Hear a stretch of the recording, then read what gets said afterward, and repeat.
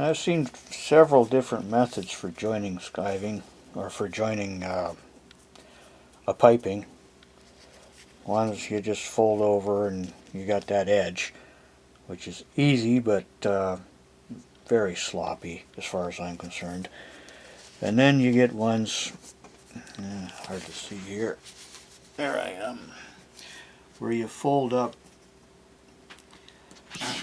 and join them like that, which again you get a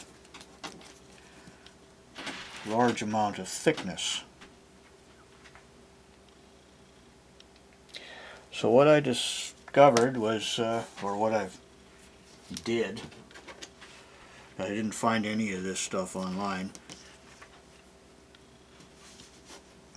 or my method online, is to skive it.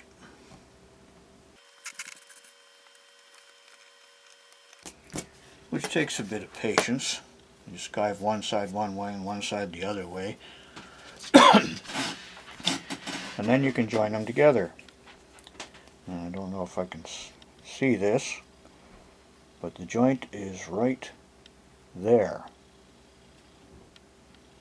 And it's practically invisible, which is great, and there's no extra thickness.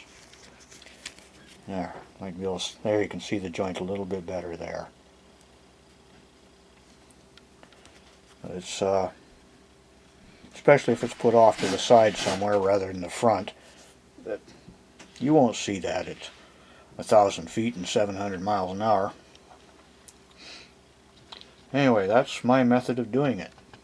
Forgot to mention that you do need a coat of contact cement on each side, and then you join them. Being very careful not to get the contact cement on your showing faces.